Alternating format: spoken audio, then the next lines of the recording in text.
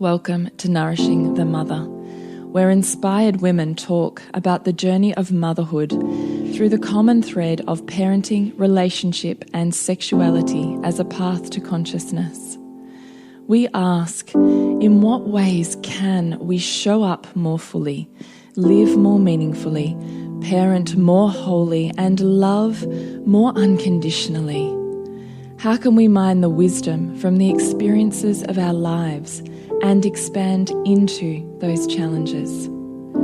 If you are here, you care about paving a path of conscious and intentional motherhood, connected with yourself and your gifts, and also illuminating your children in theirs, so we may raise more whole humans who can impact this world in a more humane way. And if you feel like giving a little back to this free content, please become a patron of the show and receive extra member benefits for less than a coffee a month. Or you can leave a review on iTunes and Facebook, all of which helps the podcast keep going and reach more mamas who need this type of tonic for the soul. Head on over to patreon.com/NTM podcast to find out more. We are Julie Tenner and Bridget Wood, and we are so grateful you're here.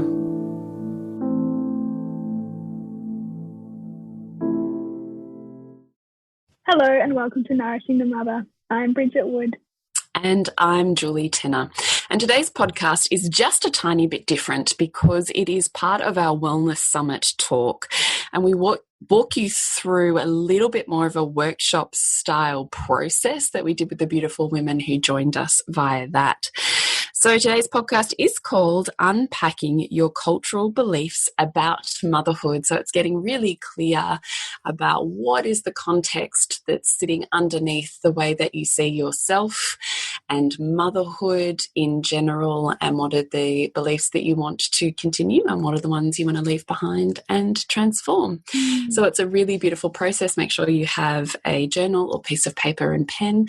It should only take you about 15 minutes, and at the end of that you'll have a beautiful understanding of what probably navigates a lot of your beliefs around self-worth and perhaps the mental patterns that you find yourself within motherhood. So I really hope that that's delicious and inspiring to you. And we would love to remind you to jump onto nourishingthemother.com.au and jump on in and join our tribe, where once every so often we send you out an email with links to everything we've put out in the world. So nourishingthemother.com.au. And we hope you enjoy this session. So if you just want to make sure you've got a pen, a piece of paper, or a journal, and what I would love for you to do is just write down on one side of it, mothers are 10 times, mothers are, mothers are, mothers are, down the side of your page, little tiny break. And then fathers are, down the side of your page 10 times. So fathers are, fathers are, fathers are. And then continue, you might need to turn your page. Motherhood is 10 times down the side of the page. Now, the purpose of doing this is that when we repetitively ask ourselves the same question, we end up getting into somewhat of an unconscious dialogue or flow. And so the more we can just bang right the first thing, I don't mind if it's mothers are and you go purple is the first thing that comes to your head. It is completely irrelevant what comes to your, I'm just going to make sure I mute everybody, but if you would like to unmute, then please feel free to jump on and unmute yourself at any point. What we want to do is make sure that we're reflexively getting used to writing down the very first answer that comes to us. So we won't start the process just then. We're just prepping the process at this point in time. So mothers are 10 times, fathers are 10 times, motherhood is 10 times. So as long as you've got that written down, then it's just going to make our process a little bit smoother. The more you can get into an unconscious flow and not try and second guess or get too conscious or, bounce around about what you've written on your piece of paper, the more just real, responsive, underlying answers you can get into, the better it's going to be. Because what we're looking at is what conditioning sits upon the beliefs that we hold about ourselves, and therefore the value that we place upon our own self-worth, particularly in the realm of motherhood, which is still largely an invisible aspect of community. So what we're going to do is answer individually for ourselves. Then we're going to make a bit of a summary, and then we are all going to have, I don't mind whether you want to type it or jump on and say it, a sharing space of what comes up for us, just so we can actually really see that what we think is just us turns out everybody has a little piece of, and that can feel really amazing when we're shifting the paradigm of what motherhood is. We go, wow, I thought that was mine, and it turns out that's conditioned from society at large or family culture, and those sort of circles move that conditioning further and further in. And when you can see it, you can go, oh, wow, do I actually want to play by those rules or not? So that's kind of the purpose of what we're going to do here today, is workshop what's kind of sitting underneath, which would then make sense with how we feel about how we are now. So Bridget, did you want to give us a beautiful, muted you, sorry, because it automatically came through as a, I'll unmute you if you like. Oh no, sorry, I won't touch it. You you do it. No, hang on, you're muted.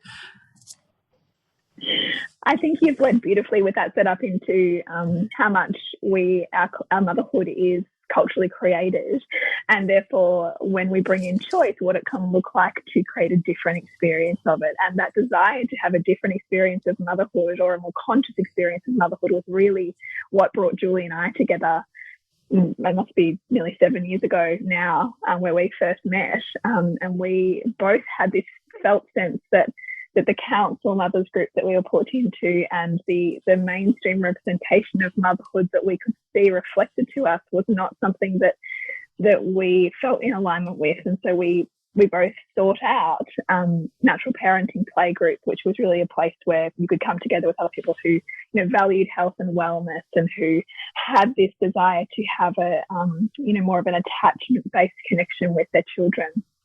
And it was through the conversations that Julie and I had together that we felt was so outside often the realm of how motherhood is depicted in our media and in our regular culture, that we then thought, there's got to be somebody else who wants to hear these conversations and pull apart some of this with us, and really see the importance of nurturing the mother in order to feed the family, the values, the nourishment, the sense of purpose and aliveness that we want our children to grow up with. And so we really felt this sense that we want to create a space for mothers to feel that. And so we launched our podcast, like 5.5 years ago now, I think it is, on the Wellness Couch. And so we're up to we're getting close to episode 280, I think, now.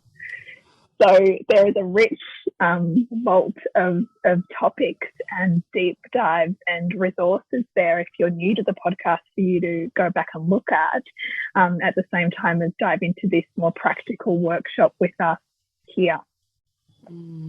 Yeah. So beautiful. What would you add, Jules? Anything else to add there? No, nothing. That was simply glorious. So what we would love to do then is just have a look at what the conditioning is that we ourselves come from. So let's just, I was about to jump on, I thought, no, I'm going to save that for the end. So let's just maybe center in a little bit first, because we're all doing our thing, whether we're in lockdown or not. And we can always let the breath lead us in. And yes, it's a little bit cliche, but it's cliche because it works. So what we're going to do actually is play around with a 3D breath. So first off, I want you just to find your sit bones wherever you are. So I usually give my body a bit of a wiggle and a bit of a shake to try and find it, because the center you find, the moment you find your sit bones, it kind of, your body automatically sits in this different posture. So your head sits over your heart and your heart sits over your pelvis, and you're in this beautiful line which doesn't require any effort. You start to realize that instead of mum bum that starts to tuck in and create a C shape, it actually opens up your body. So the moment you find your sit bones, your pelvis naturally starts to tilt back. You start to find these beautiful curves and sways in your back that are supposed to be there. The chest wants to come forward to counterbalance, so this heart space wants to open forwards. And the head just sits actually slightly back from our beautiful chest space that opens up into the world. And that's actually what our posture should feel like. And it should feel like a bit delicious, maybe even a little bit vulnerable, where it goes, oh, feels a little bit big to kind of open up a little. So I just want you to know it's just you. No one's watching you or observing you. So just find a wiggle to find that beautiful sweet spot where you go, oh, it's almost like I can breathe easier, and that gets to feel really good. And then all I would invite you to do is just locate your breath. What that means is just to notice it, just to go, this thing that I never pay attention to, here it is. And it gets to be just delicious and lovely. And then when you've found it, what I want you to do is start a 3D breath. So first off, that means finding the front and back of your body or your rib cage and actually opening them wider. So as you breathe, you literally move and open the front and the back of your body. So that breath starts to move, opening you up in more of a 3D capacity. Swallowing any saliva consciously. As we start to enter the body in our feminine, we can start to find that saliva builds, and that's a really beautiful sign that you're coming back into your aliveness. So kind of swallowing that with like a, thank you. This is rejuvenating right now. So when you've got that front and the back, then I want you to add in the sides of your rib cage. So now you're kind of like a sphere that's opening through the sides and opening front and back. Beautiful 3D sphere. Consciously taking up space, maybe even feeling a tingle around where your skin meets the air.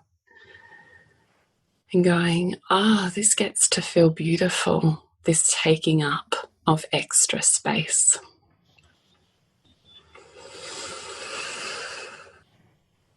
And then when that feels good, see if you can add in just the top and the bottom. So now you're like a balloon. So you move out, forwards and backwards with the breath, your rib cage to the sides. And now top and bottom, so you're like a beautiful balloon.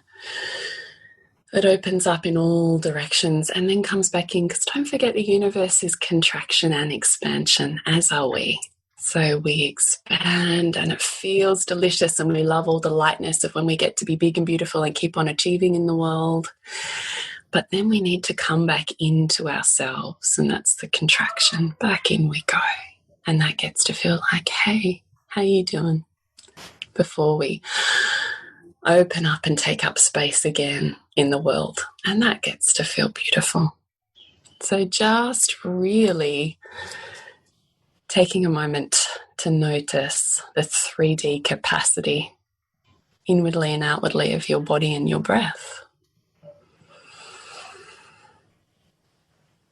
Kind of just going, hey, I've missed you. It's good to feel this. And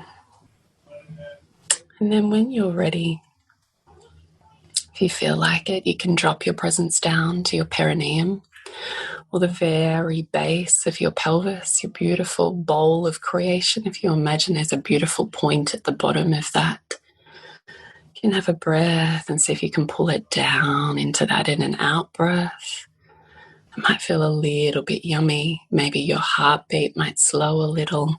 You might recognize it as a feeling of perhaps coming into a grounding state. Something that goes, hey, I'm here. There's a solidness to it. And then picking up your pen and answering the question, mothers are 10 times. So hopefully you've already written mothers are 10 times, and you're just asking yourself internally, mothers are first answer, mothers are next answer. If you haven't, just write mothers are 10 times first, and then just go through it. Mothers are, mothers are, mothers are, just asking yourself and responding with whatever comes up for you. Whatever answer you receive is exactly what you need to hear in this moment. So you don't need to think about it. And if your mind goes blank, also know that nothingness and numbness is in and of itself an experience. So instead of trying to fight against that or condemn it, and if that's where you find yourself, taking a pause and going, and it's so okay just to be here, without there needing to be any words to it whatsoever. And if today your experience is less about discovery and more about being, that would be a beautiful gift. So mothers are. And then taking a breath and shifting over to fathers are.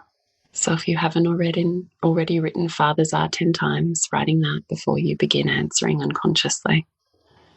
Fathers are, and answering those questions. And in your own way, when you've answered that, taking another breath and contemplating the entire structure of motherhood. So motherhood at large. When you think about motherhood, that's what we're asking ourselves. Motherhood is. Maybe it's what you learned as a child from watching your own mum or the mothers around you.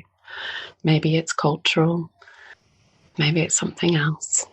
So then answering motherhood is 10 times.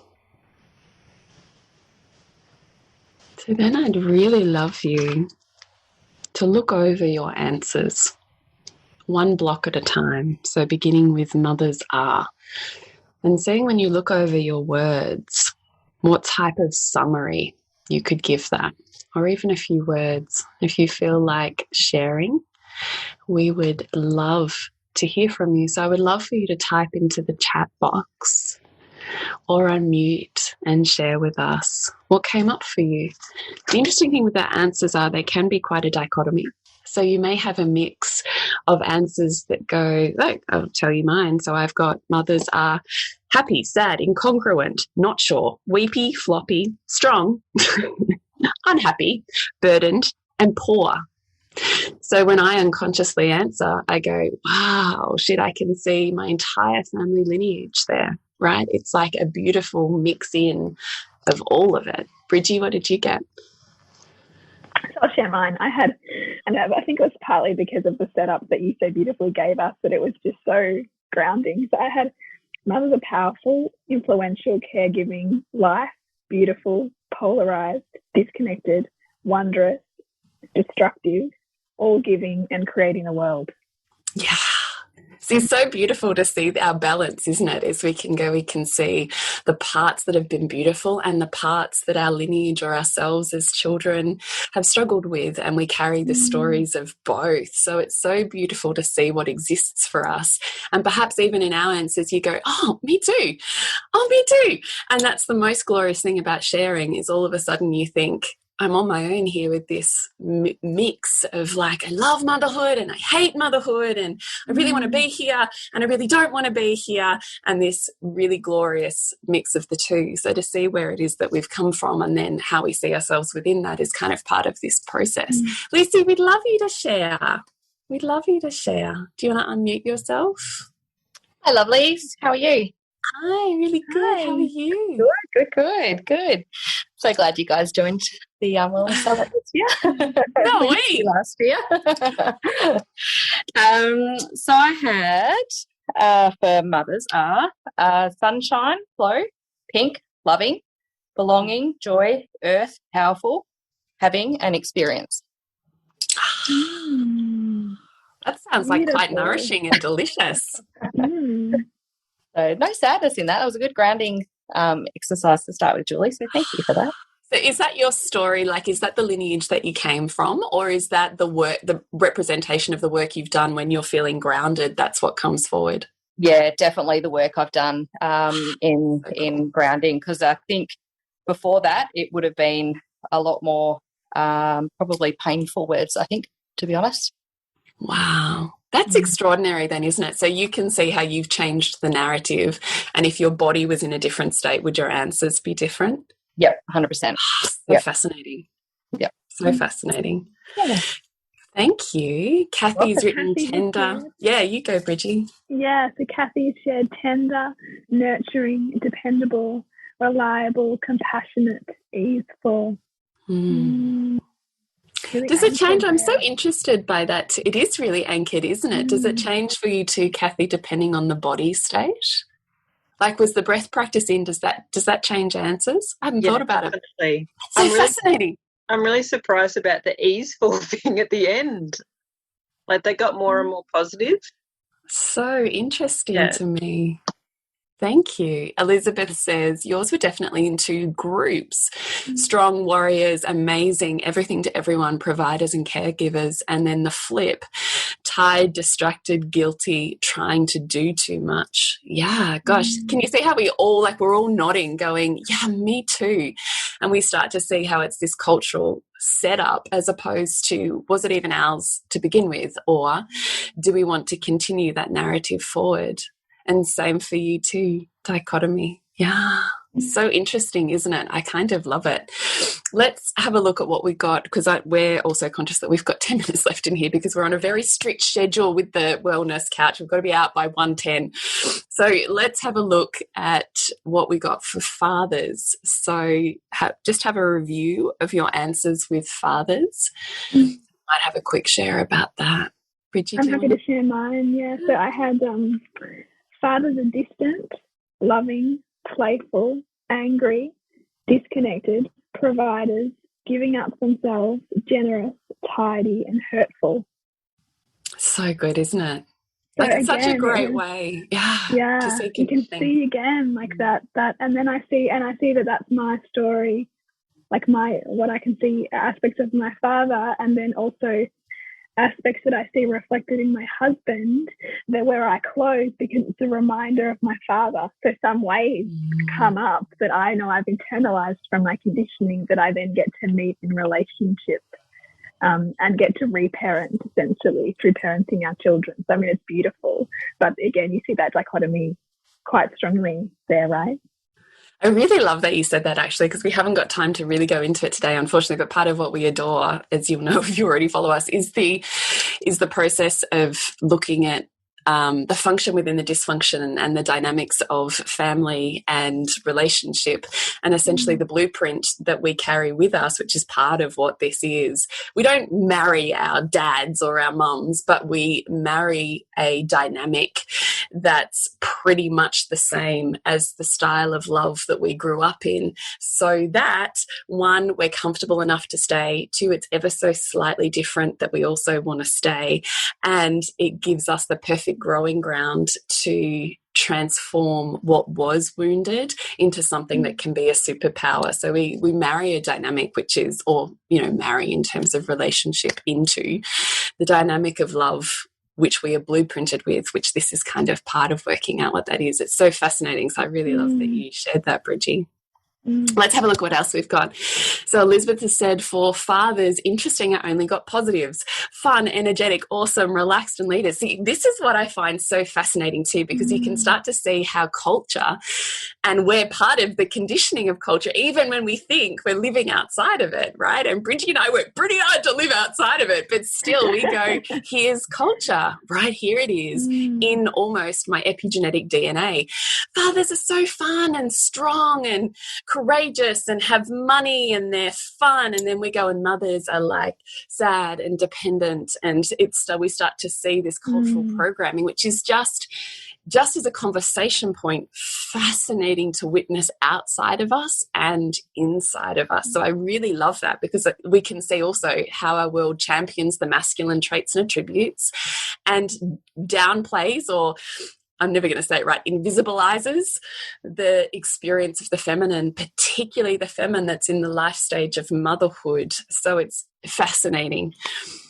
Kathy, breadwinner, provider, decision maker. Yeah, that's pretty much what I had too. Strong, capable, and then I had untrustable, weak, certain. So it was a mix as well, isn't it?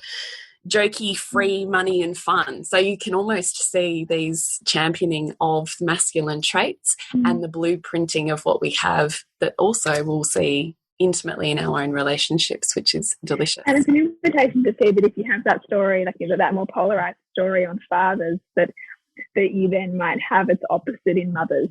If you look at your own story, it might be that your father was the fun and the playful one, and that your mother was serious and a bit distant and disconnected. And to look at what story you've got on both of those two roles is really interesting. It is. All right, let's do our last one, because I really do want Bridget to share with us. She's a master at Universal Laws and 7 Areas of Life. Share what we don't often hear in our culture, which is all of the ways that motherhood amplifies every area of life, as opposed to what we're culturally taught, which is it's a diminishing or a minimizing or a withdrawal from life. So I do really want to look at that, because that's certainly the paradigm that Bridget and I come from. So let's have a look at what we all got for motherhood is. See if you can do a bit of a summary or a look over of your answers. What were yours, Bridget? I had motherhood. I didn't get all the way through, but I had motherhood is overwhelming, enriching, relentless, full of love, and powerful. I had unfair, unworthy, poor, full of fractions, like a splitting off. Which is funny because I then wrote divided next, so that's funny. Then community, happy, love, care, and political I wrote at the end. I was like, oh, that's weird. But it's so good to see, isn't it? I just love the idea of, wow, that makes so much sense to me. I can see my mom, and I can see the programming of the culture she grew up in, and I can see the struggle or the rallying or potentially even the rebel within me that's rebelled against the culturation that I received as a child. So I love that we can do this and see that. So what did you guys get? Now, I don't know, Purple Sage, what is your name? Yeah, I don't know. I think it's my Yahoo account name. Sorry, I'm Kim. Kim. Hi, Kim. Purple Sage is beautiful, though. It's a flower, which I quite like, yes. So motherhood, so I've got self-sacrificing, a gift, all-consuming, a massive learning curve, huge, maligned, and not valued. And I think I ran out there because my husband actually came in. So, It's so fascinating, isn't it? Does that kind of line up with what you've struggled with or rally against in your own life? Yeah, well, so much. I mean, many of us have probably been, stay-at-home mums, and it's not. You just feel that as though that's not valued in society. There's not a value, a dollar value put on that, and there's not we miss out on super, we miss out on career promotions, and when will that change? It just totally. We did a podcast actually just this week on motherhood, mothers as marginalised groups in society, and those are some of the many reasons that were cited. That's a great one, actually. That was an epic podcast, girls. She's so fabulous, isn't she, Sophie? My goodness, so fabulous. Golly, thank you. Elizabeth had daunting, competitive, exhausting, and not supportive. Yeah. Gosh, I feel that too, because I do think it's so much about women also being pitted against women, isn't it, in our culture? So the construct then of that in motherhood can be further isolating and creating of invisibility. Just by virtue of that, we have to be bigger and better and do it better, and we're looking for these outward measures of success. When my child sleeps well, when it behaves well, I'm good. So it's this valuing that's still looking at championing the masculine as opposed to the feminine traits, which would be those of deep nourishment and nurturance and rejuvenation and love and the flow of care and enlivenment that comes with heart, soul and body from that. Charmaine had, I got demanding, hard, lonely, confusing, emotional, heart-filled, empowering, and doing everything. And again, we're all nodding, like we're all like, yeah, God, I feel that too. Because you can start to see how we're all living under this umbrella of very, very similar cultural expectations or experiences on what motherhood is.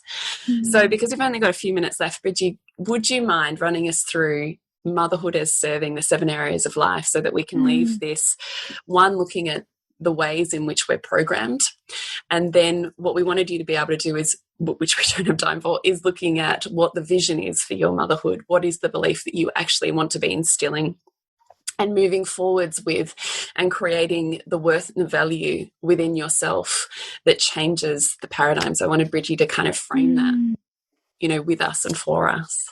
Yeah, so because we live in a culture that really silos everything, and motherhood is very separate, and your role of mothering is something that's often hidden and not valued out in the world.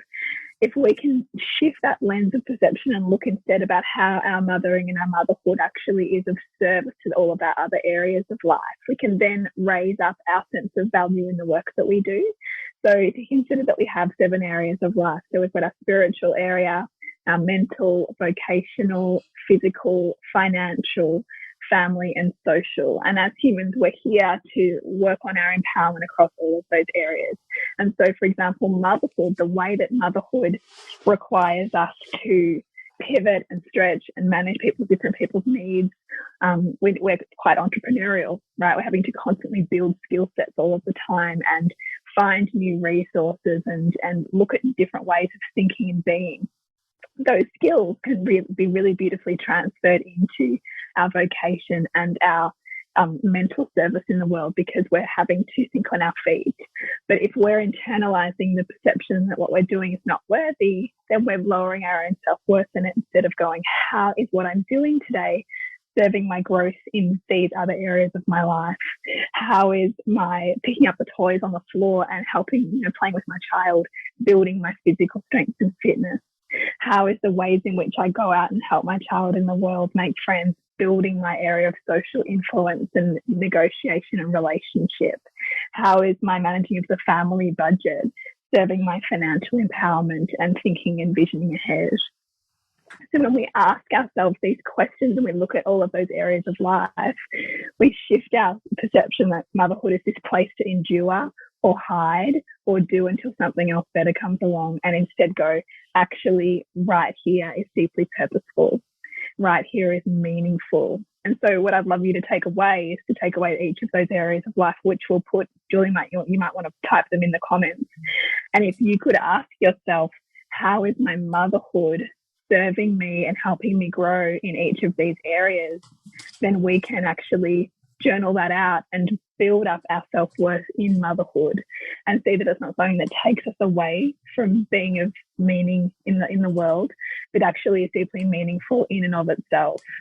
And one of Julie and I, our most favorite quotes, I think, on motherhood is really from Rose Kennedy, so JFK's mother, who said, "I looked on child rearing not as a work of love and duty, but as a profession that was fully and interestingly and challenging as any honourable profession in the world, and one that demanded the best that I could bring to it." So this quote for me really encapsulates motherhood and mothering as deeply powerful in and of itself. And that if we actually lived in a culture that framed it in that way, and that saw the service of motherhood and mothering as contributing and building society instead of something that can just be outsourced, then we would actually internalize a much greater sense of self-worth in our roles. And this practice of doing this is a really great way to do that for yourself, to see that actually, no, all of this is meaningful, and I'm going to build internally within myself a sense of deep reverence for this role that I play, regardless of what the outer world might say about it. And because the outer world is so loud, and because we have such a patriarchal structure or lens through which motherhood's looked at, it is a constant practice. And that's why Julie and I do what we do, really, is to shift the consciousness around motherhood and around our worth as mothers. Did you say, Julie? Yeah. Oh, no, I love that. I was just thinking before we wrap up, I have put the 7 areas in the chat box. So if you want to copy those down, that's fine. I would love for you to be able to just spend a moment to ask yourself every day or outside of this, how does motherhood serve me spiritually? How does motherhood serve me mentally? How does motherhood serve my career and what I'm developing? How does motherhood serve my relationship? How does motherhood serve me financially? This is a tricky one, which you may or may not get stuck on, but motherhood absolutely is serving you financially from all of the roles. Like Kim has said, chefs, business managers, child psychologists, event manager, like all of it at once, right? If we actually outsourced all of that, it's profound. And the money that we save is also equivalent to money that would be earned. And if we were paying for the level of care that we're giving our children, it would actually be substantially more than even what we recognise at this point in time. And also financially, how it's creating you to be perhaps more savvy, or to think outside the box, or to manipulate and manoeuvre all sorts of different experiences, building a huge financial literacy there, though you may not have consciously recognized it yet. How does motherhood serve my family, and how does motherhood serve me physically? And then if you're having a moment of struggle, I would also invite you to have those 7 areas written somewhere and ask yourself, how does this moment or this challenge serve me spiritually, mentally? And you go through the list again. How does this very thing serve me here? Because when we can link and see how it's on the way, not in the way, it becomes far more inspiring and worth and value building when you can see that we're part of a greater orchestration that's trying to build us into our, whatever we think our next evolution of self is, as opposed to something that's minimizing and taking away. It becomes far more powerful and purposeful. And I can't imagine raising the people who will literally run this world. I can't imagine there's a more profound job in this world, because what they experience, as we all know, what we experience in our home absolutely influences us for the rest of our lives, in our intimacy, in our relationships, in who we are within the world and how we move within the world. So I can't imagine that there's a more profound gift to this planet than raising exceptional humans who know their heart and soul and have a level of emotional intelligence that counterbalances the intellectual one that our community strives for. So that's certainly the lens through which we see motherhood, and we would love for you to be able to be part of that too. Thank you so much for being part of this workshop with us. And if you are interested in hearing more about us, hop on and listen to us on the podcast if you're not already. And we do have our membership group, Soul Driven Motherhood, which is a treasure trove of courses, material. We do weekly workshops in there. We have a bunch of incredibly wise and intelligent and heart-centered women in there who are really on this conscious parenting path and relationship path too. And it's just a gorgeous place to be. So if you're interested, check that out as well on our website, which is nourishingthemother.com.au. So thank you so much. We wish you so well over this weekend. And if you're in lockdown too, big love to you. It's really hard. We're all in fatigue, but online is definitely the place to tap back into an energy portal. And we really celebrate you for showing up with a willingness to be here too. So thank you. Thank you. See ya. See ya. So we hope you have the opportunity to do that workshop alongside us and really get an insight into some of the beliefs that are shaping your perception of mothers, of fathers, of motherhood, and that you really got a reflective opportunity to see how that's characterizing how you show up in your motherhood, and that the polarity that you experience in your motherhood is normal, and that also how much choice we have when we consider how embodied we are in our motherhood, and also how much we allow the cultural impact of the things around us and the stories that we come with to shape our experience. If you did enjoy that workshop format and would love to dive into a more of a meaty experience with us, we really do invite you to join Soul Driven Motherhood if you're not in there at the moment. It is a beautiful community of women. There are more than 10 courses in there. We run weekly workshops, and it is just a divine space of co-creation and really enrichment on this motherhood journey. So we'd love to invite you in there too if you're called. Beautiful. And to connect with you, Julie, is thepleasurenutritionist.com, and you, Bridget? Suburban Sandcastles.com. Remember to nourish the woman to rock the family. And we'll see you next week when we continue to peel back the layers on your mothering journey.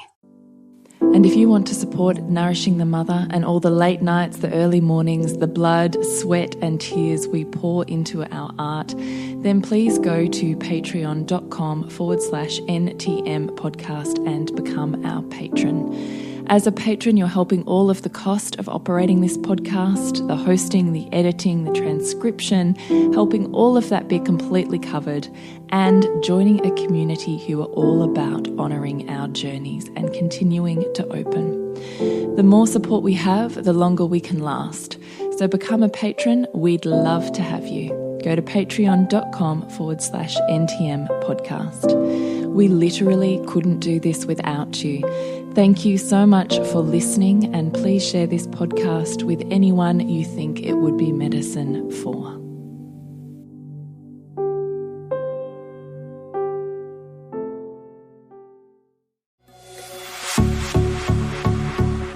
This has been a production of TheWellnessCouch.com. Check us out on Facebook and join in the conversation on Facebook.com/TheWellnessCouch. Subscribe to each show on iTunes and check us out on Twitter. The Wellness Couch, streaming wellness into your lives. Whilst the Wellness Couch presenter endeavor to provide accurate and helpful information to their listeners, these podcasts cannot take into account individual circumstances and are not intended to be a substitute for health and medical advice from a qualified health professional. You should always seek the advice of a qualified health professional before acting on any of the information provided by any of the Wellness Couch podcasts.